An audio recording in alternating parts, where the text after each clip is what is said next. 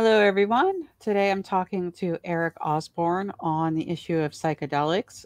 Initially, I had asked Eric to talk to me about the religious implications, and he has a lot more to share on psychedelics than just that. So it's going to be a broader conversation. So, Eric, can you please introduce yourself to everybody? Yes, like I said, my name is Eric Osborne. I'm in Louisville, Kentucky.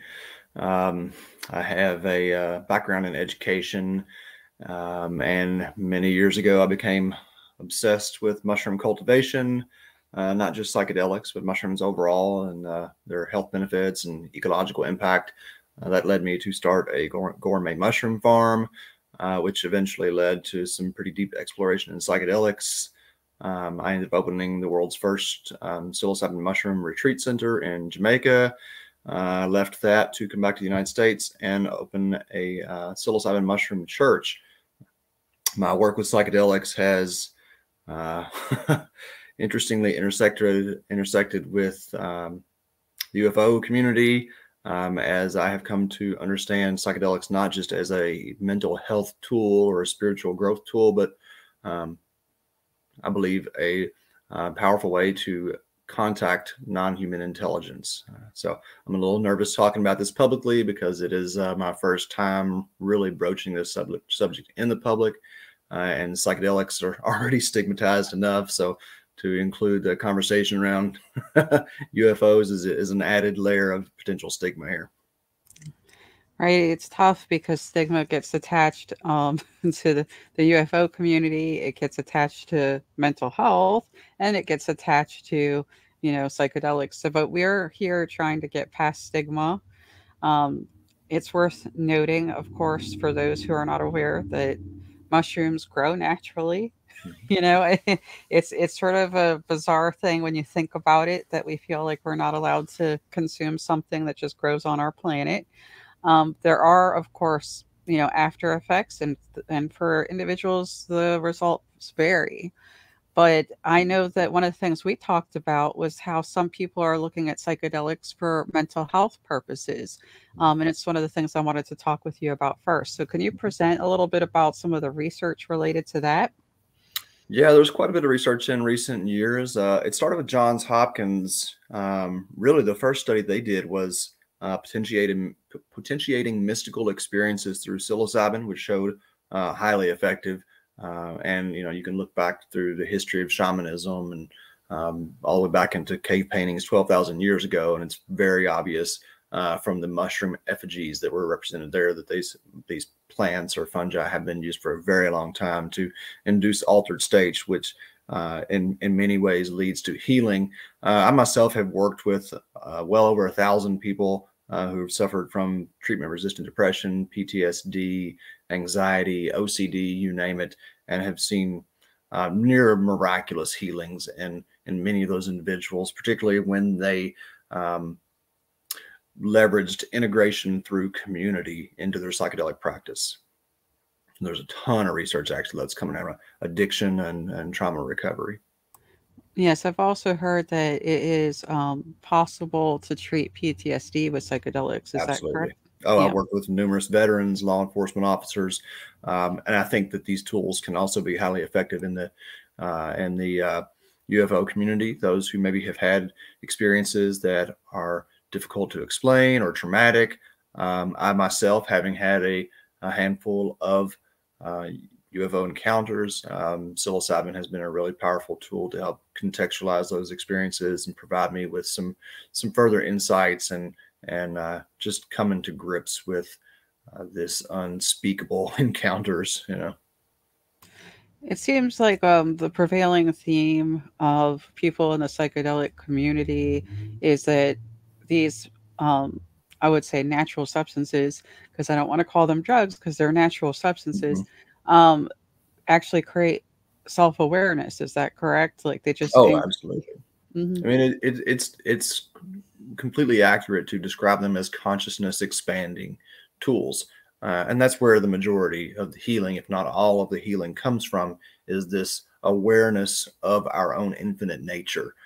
So the problems that plague us can become minimized, I suppose you could say, through a realization there is much greater purpose and to all that we experience here. And so, yeah, that expanding consciousness is really the key to the healing. And we can study it physiologically. We understand to some extent what's going on in the brain that allows for this. The prefrontal cortex having limited blood flow, limited functioning is actually what allows this awareness to expand out and take in more information than we are normally capable of. So one of the things that gets touched on quite often in the UFO community is that there might be a consciousness aspect to the whole experience and encounters with potential NHI or non-human intelligence. So do you think that when someone uses these um, ingredients, that they just amplify that encounter? I believe that is in large part what's happening. Having had a couple of experiences myself, and this is often subject to further skepticism, but several of those encounters have been within a certain window of the psychedelic space, so not during the immediate or the peak of the experience, but hours after the experience, when in a very deep meditative state. Have had shared experiences with individuals who were not using psilocybin at the time. So I truly believe that consciousness is primary. It is the thing that we should be studying in all aspects of our life to better understand every aspect of our life. I hate to ask this question, but obviously to do due diligence, I'm not a medical doctor. Let's put that up there up front. But Mhm. are there some concerns about using psychedelics that should be addressed? Oh, absolutely. There are individuals who are certainly not stable enough to use psychedelics even minimally. Schizophrenia is a huge contraindicator. Bipolar 1 certainly has there's some caution to be exercised there, if not absolute abstinence.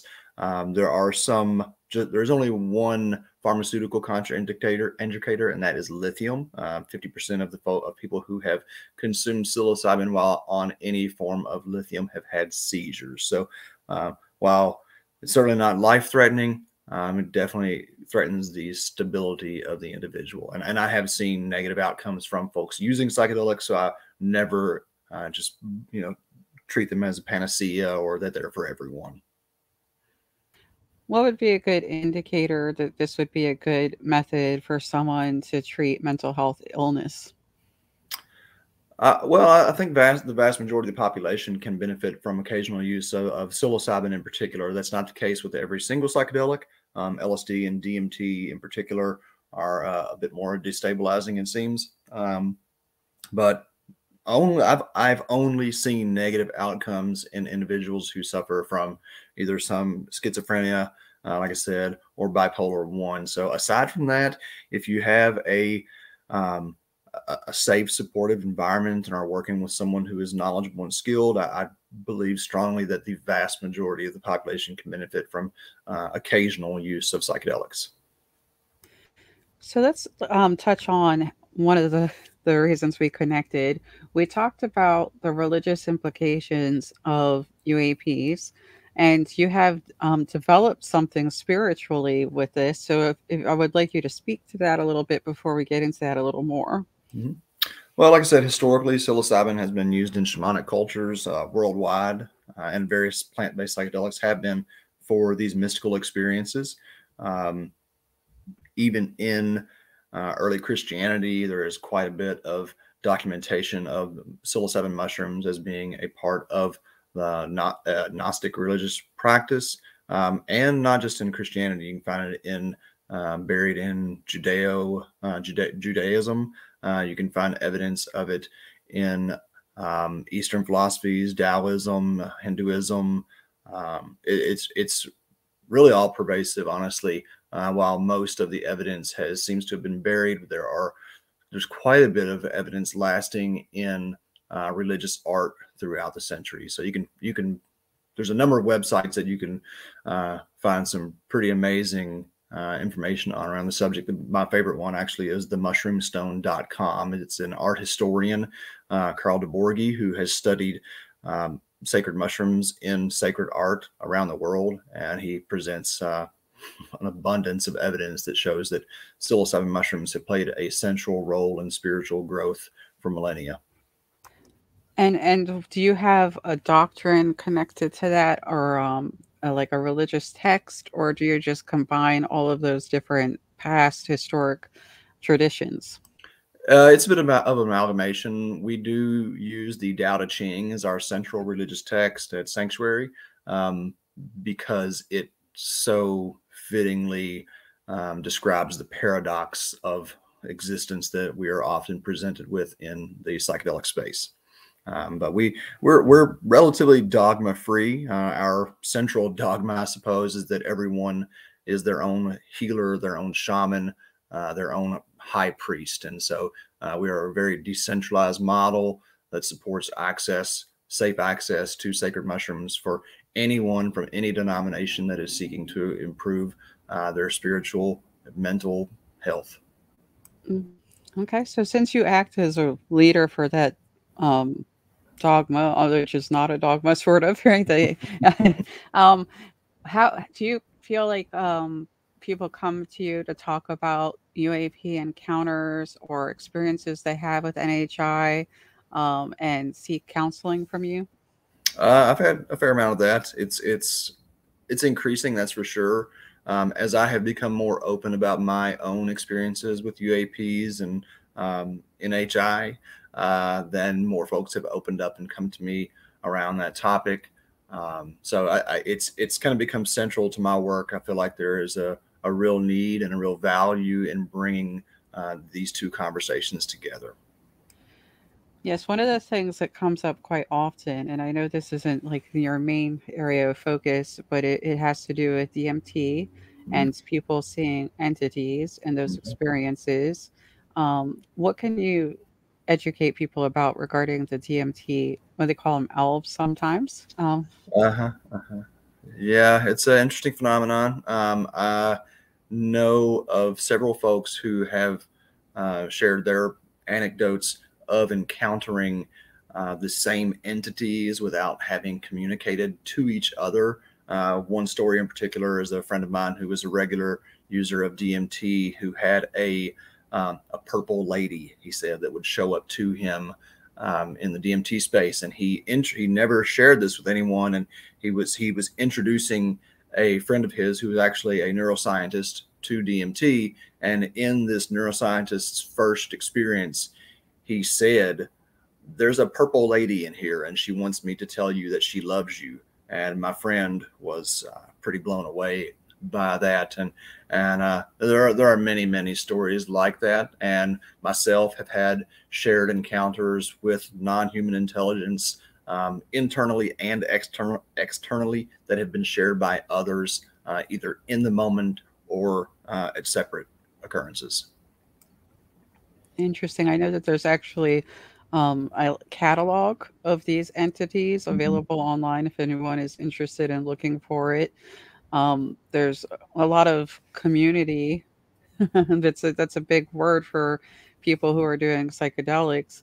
Do you feel like that is one of the things that people utilize to support each other when they have these encounters? Community.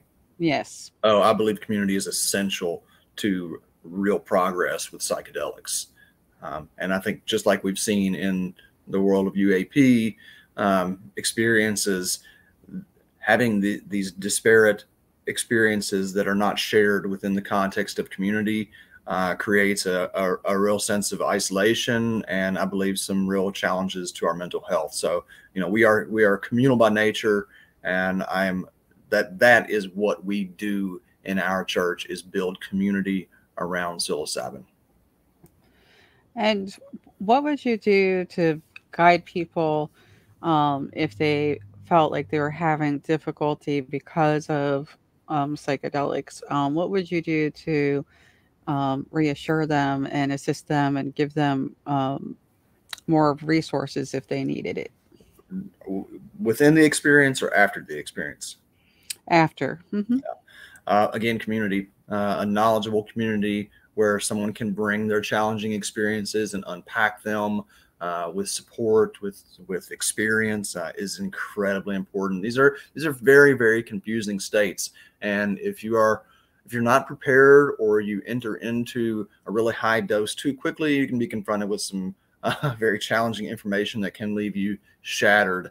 And I've worked with a number of people whose lives have been blown apart from their work with psilocybin.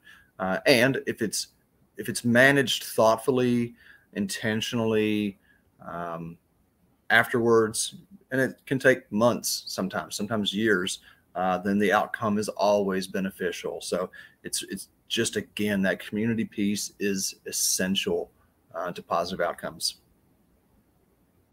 Okay, so since one of our main concerns, of course, is people who have experienced UAPs, and that includes observing, encountering, having contact experiences.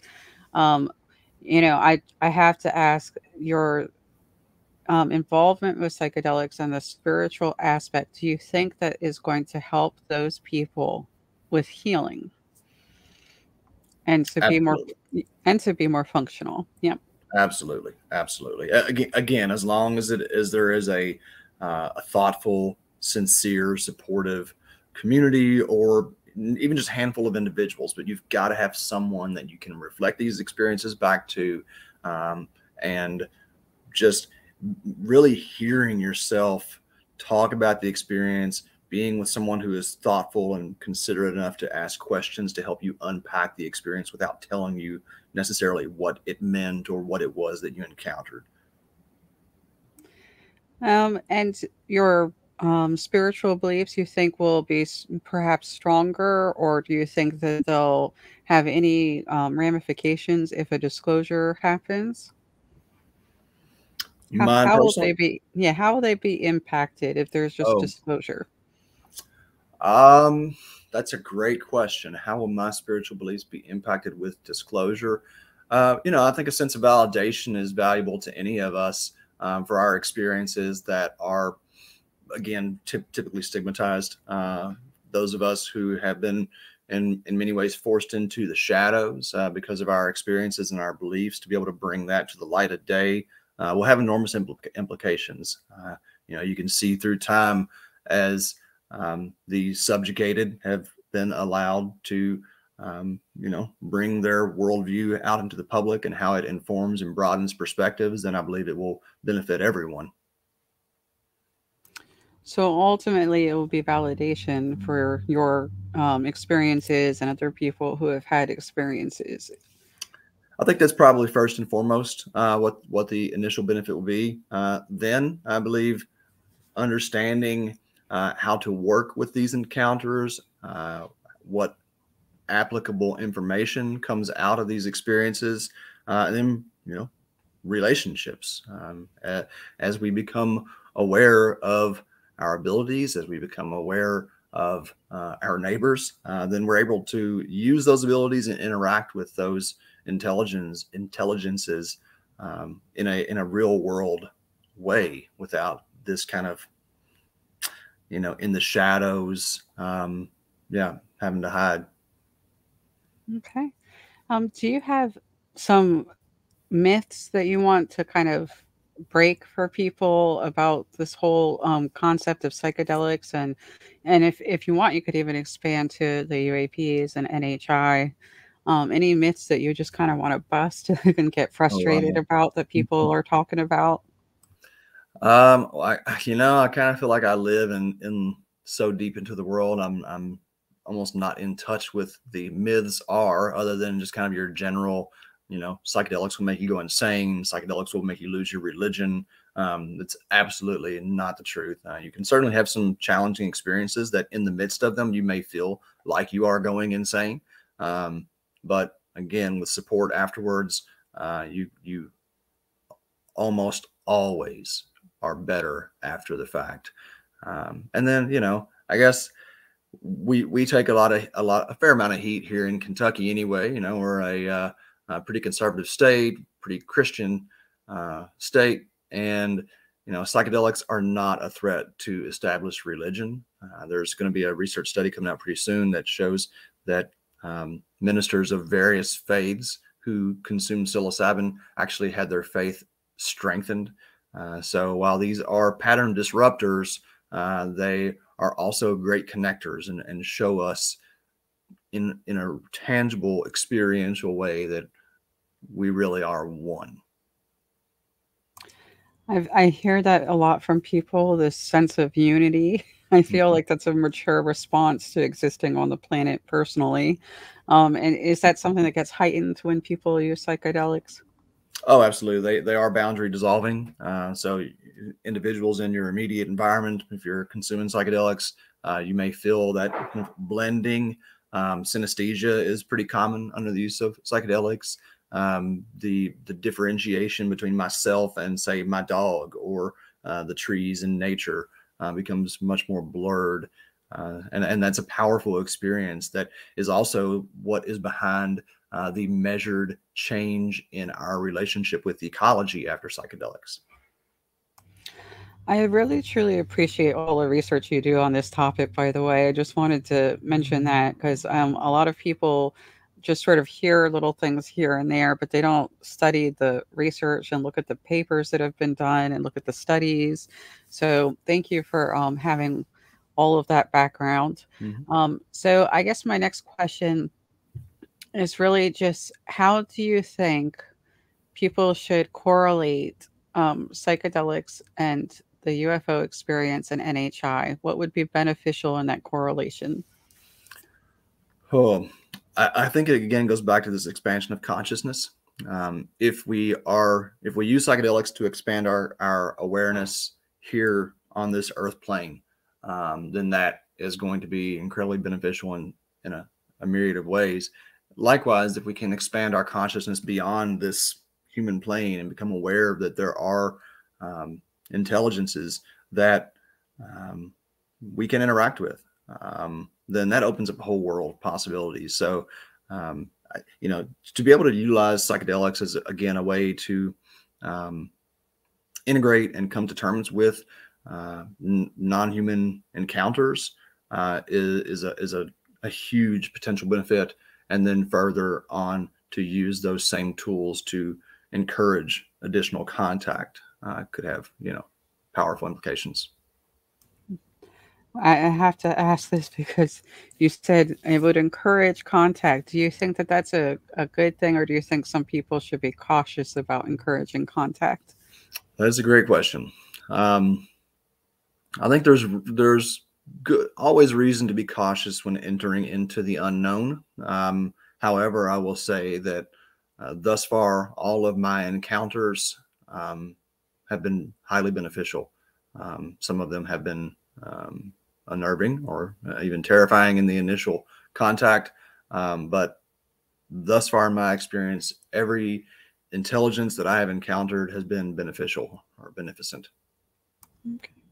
Well, thank you again for coming and talking to me today about all these different topics. I know it's not easy to share some things about, what you have experienced and to stand by a topic that some people are uncomfortable with. It's interesting when you think about it, how uncomfortable people become when they start talking about their consciousness and exploring that. I do want to know what you think that causes that discomfort. I think it's the established paradigm. I think that we are, society wide, we have these paradigms around our spirituality, around our sexuality, around ethnicity, around all these different topics.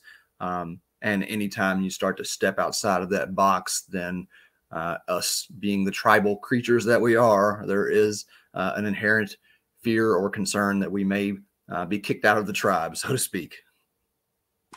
It's interesting because in other cultures, the people who were exploring consciousness were celebrated. The people who, for instance, did ayahuasca ceremonies or had a spiritual experience because of using a substance, they were celebrated. They were considered, religious leaders or spiritual leaders or, guides or medicine men. So it's interesting. Yogis, I think of yogis like people bringing them food so that Hmm. they can just keep meditating. So do you think that a lot of this has to do with the United States and this Western mentality? I think it is pretty much in lockstep with this materialistic Western modality. I want to say that one of the biggest takeaways that I have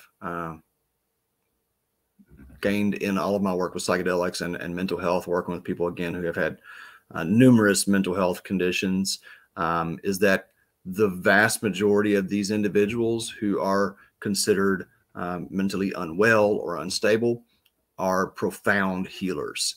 And as we shift our perspective, as we enter into perhaps the old paradigm of understanding that every single one of us is neurodivergent to some extent, and those who are perhaps have the most unique interface with this 3D world are some of the most capable at helping us expand our awareness into the invisible world. I was wondering if you've ever done any research on this sense of disembodiment from our bodies that we can get at times. Mm. Yeah, it's definitely something that can be induced by psychedelics. I've had many experiences of those myself. It's interesting to note, at least for myself and all of my work and all of my studies, that the only modality that I have ever come across that could describe these experiences, such as strange as it may sound, bilocation, um, out of body experiences, telepathy, is shamanic Taoism. There are a number of teachers in um, that world that I study who relate many of the same experiences that I encounter, including contact with non-human intelligences in the philosophy and practices of ancient Taoism, not this kind of modern neo-shamanistic Taoism, but the very, very old practice. Mhm. The reason I asked that question is because I got the Meta Quest for my birthday, right? So it's their VR goggles, and Uh, yesterday was the first time I got to use it, and sure enough, when I took them off, I had mm, that sense of disembodiment. It was really eerie, mhm, of like trying to connect back into the world. It's really quite intriguing. But it was what I realized, of course, my brain was trying to understand the world through what the eyes had seen and how my body connected into it. mhm. But when people do psychedelics, they often close their eyes and are told to close their eyes. So, what do you think that means the brain is trying to understand then? Well, I think that we are becoming more aware of our larger being. I do not believe that we exist just in our bodies. I believe that this is um, our our body and our spirit interface, and that we can, through a practice of shifting our awareness, of expanding our consciousness, become aware that we exist beyond the bounds of our body. Now, I think when we're talking about something like VR, is interesting, where we are kind of sensorily taking ourselves into a complete other world, and it is relevant to this kind of closed eye psychedelic experience. But I've also had and know many others who have had these out of body experiences with their eyes open, where their awareness, their consciousness is not limited strictly to their body. So there's probably a number of things going on there. Right, which is, of course, which leaves the door open to why NHI might be interested in communing with us when we're Mm, having these experiences, right? When we're having that sense of being out of the body, when we're connected to the wider whole, when people are realizing that they are part of everything, you know. mm. So I got a little boo there, but It's just I can see why there might be something there. So Oh, I want. absolutely. And I mean, that's from both experiences, from the UAP and the psychedelic experiences, the majority of experiencers relate a similar kind of understanding is that it's really all about love and compassion. And it's really all about understanding, knowing that there is just one life that is all pervasive. And so, yeah, I think there's some interesting, similar lessons that come from both experiences. Okay. So just to reaffirm this, your spirituality would be just fine if we had disclosure. Absolutely, absolutely. And I've studied many religious texts, including the Judeo-Christian Bible, and there's quite a bit of evidence in there, or that can be interpreted anyway as UAP encounters throughout history. So I believe that it could positively impact our interpretation and understanding of all the major world religions, not just a psychedelic religion. Okay. Well, thank you so much for coming and talking to me today. Do you have any final thoughts you want to share with mental health professionals, medical doctors, or anyone viewing this about the role of psychedelics and your spirituality when it comes to the UAP topic? Yeah, I think first and foremost, people who have had perhaps traumatic experiences, and maybe not the experience with the UAP being traumatic, but how they were possibly treated by their family or their community afterward. I believe that psilocybin in particular can be a really powerful tool to help integrate and understand those experiences and provide, again, validation, and a level of comfort that perhaps nothing else can provide in the same way. Could you please let people know where they can find you if they have more questions about either psychedelics, your spiritual path, or anything else? Sure. On Twitter X, whatever it is now, I am Spore Spreader. And on Instagram, I am Reverend Spore Spreader. Our church, our community is called Sanctuary with a P. And I host a podcast called Psilocybin Says, where we talk about all things, including UAP experiences through the lens of psilocybin. Thank you so much again for coming and talking today. I really, truly appreciate your insight. Thank you to everyone who listened, and take care.